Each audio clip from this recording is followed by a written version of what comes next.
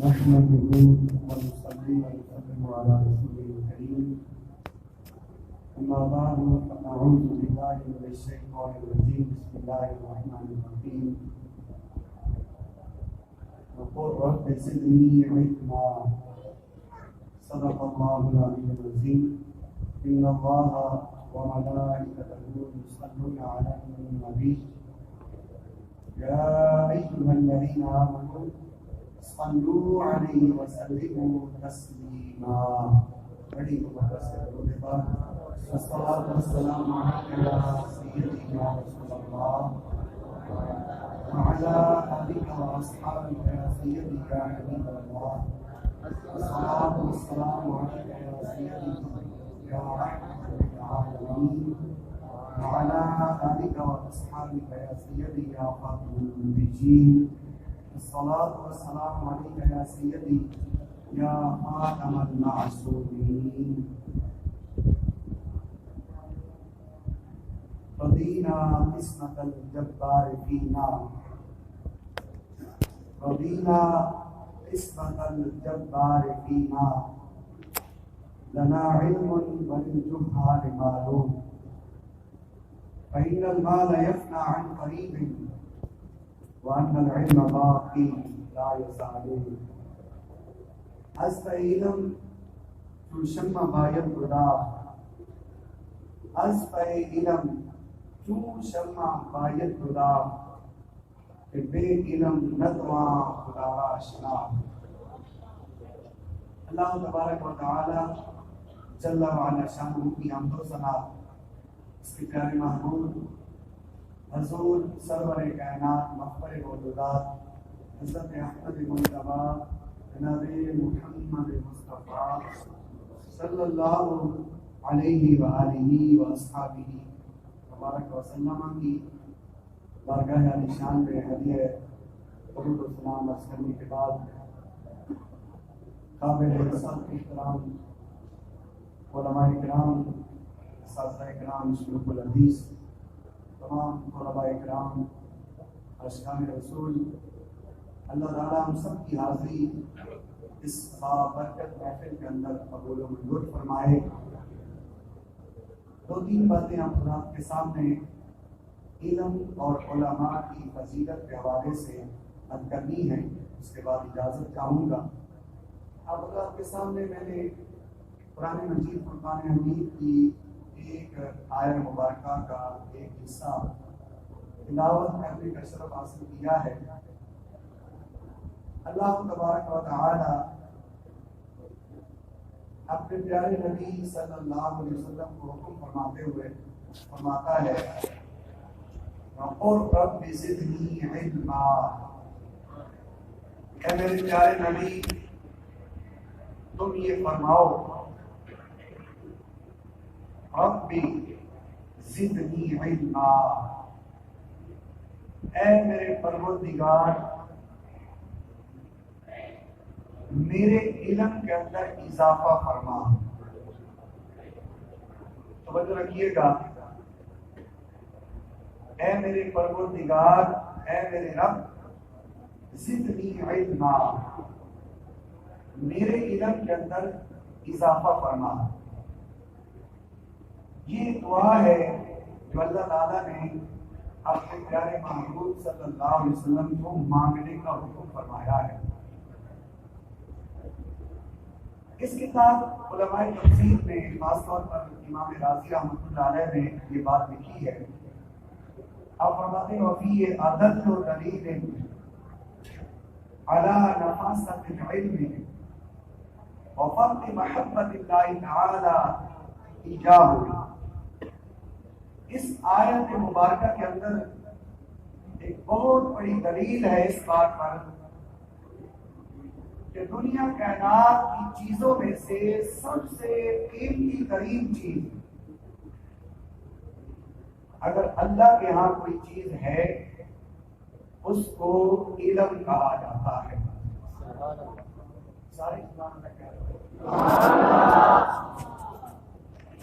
دنیا کا مال و دولت بھی اپنی جگہ، ارے آل اولاد بھی اپنی جگہ پر، کہ دنیا کا ساز و سامان دنیا کی آسائشیں، تمام چیزیں اپنی جگہ پر درست ہیں، برحق ہیں، لیکن اللہ تعالیٰ کے ہاں اگر سب سے قیمتی ترین کوئی چیز ہے تو وہ علم ہے، اور علم بھی علم دین ہے۔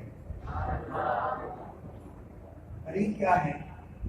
اگر دنیا کائنات کی چیزوں میں سے کوئی اور چیز اللہ تعالیٰ کو زیادہ پسندیدہ ہوتی، اللہ کے ہاں وہ قیمتی ترین ہوتی، اللہ تعالیٰ اپنے محبوب کو وہ مانگنے کا حکم فرماتا، لیکن اللہ نے نہ مال مانگنے کا حکم فرمایا ہے کہ میرے محبوب دعا کرو میرے مال میں اضافہ ہو جائے، نہ آل اولاد میں اضافے کا حکم فرمایا ہے، نہ دنیا کی اور کسی چیز کے اندر اضافے کا حکم فرمایا ہے۔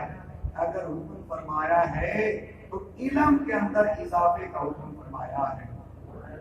تو امام راضی فرمانے لگے اس سے پتہ چلتا ہے کہ اگر اللہ کو کوئی چیز دنیا کائنات کی وہ پسندیدہ ہے تو وہ ایک ہی چیز ہے جس کو علم کہا جاتا ہے۔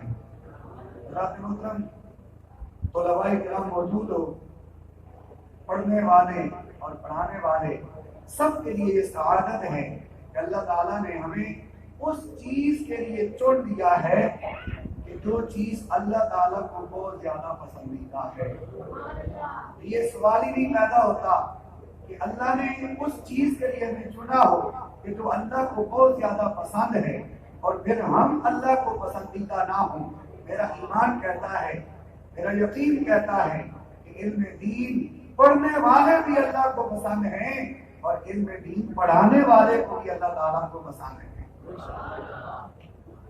اس حوالے سے ایک حدیث مبارکہ حضرت ثابت اپنے عظیم استاد حضرت انس رضی اللہ عنہ سے یہ حدیث بیان کرتے ہیں، قال رسول اللہ صلی اللہ علیہ وسلم، نبی کریم صلی اللہ علیہ وسلم نے ارشاد فرمایا، من احب ان ينظر الى عتقاء النار من النار، جس بندے کو یہ بات پسند ہو، یہ اچھی لگے، میں ان لوگوں کو دیکھوں جن کو اللہ تعالیٰ نے اس دنیا میں ہی دوزخ کی آگ سے آزاد فرما دیا ہے، تو حضور نے فرمایا فَلْيَنْظُرْ إِلَى الْمُتَعَلِّمِينَ، اسے چاہیے وہ علم پڑھنے والوں کو دیکھ لے کہ وہ لوگ ہیں جن کو اللہ تعالیٰ نے دوزخ کی آگ سے آزاد فرما دیا۔ حضور نے فرمایا کہ جو طالب علم اپنے گھر سے چل کے کسی عالم دین کے دروازے پر جاتا ہے تو اللہ تعالیٰ ایک ایک قدم پر اس کے لیے جنت کے اندر ایک شہر آباد فرما دیتا ہے، اور فرمایا وہ چلتا جو زمین پر ہے، زمین پر چل رہا ہوتا ہے، لیکن یہ زمین اس بندے کی بخشش کے لیے دعائیں کر رہی ہوتی ہے کہ جو طالب علم وہ علم حاصل کرنے کے لیے کسی عالم دین کے دروازے پر چلا جاتا ہے۔ محترم، علم کی بڑی شان ہے، بڑی فضیلت ہے۔ امام راضی نے ایک حکایت ذکر فرمائی ہے، آپ کے سامنے عرض کرتا ہوں۔ ایک بادشاہ نے ایک شخص کو کہا، جب وہ شخص اس بادشاہ کے پاس گیا اسے کہنے لگا کہ مجھے اپنی خدمت کے لیے رکھ لو۔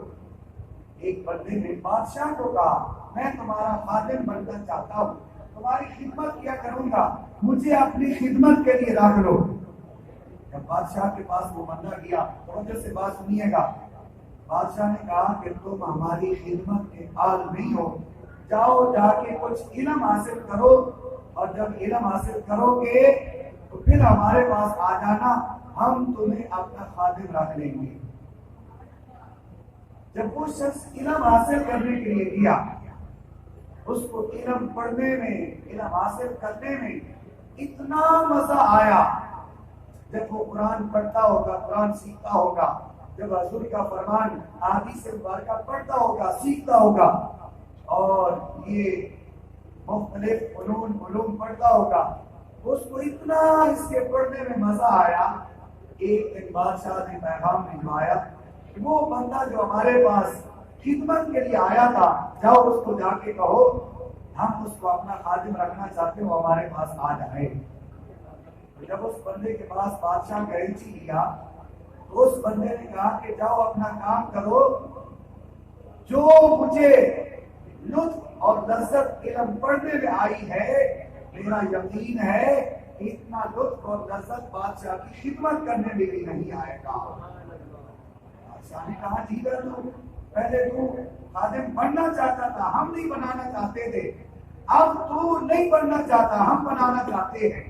اس نے ایک ہی جواب دیا، کہنے لگا کہ جناب پہلے میں تمہارے دروازے پر آیا تھا، اس لیے آیا تھا کہ مجھے اپنے رب کا دروازہ معلوم نہیں تھا، اب میں نے علم پڑھا ہے، پڑھ لیا ہے، علم پڑھنے سے مجھے اپنے رب کا دروازہ معلوم ہو گیا ہے، لہذا اب میں رب کے دروازے کو چھوڑ کے کسی اور دروازے پر نہیں جاؤں گا، اسی دروازے پر ہی ساری کامیابیاں مجھے مل جائیں گی۔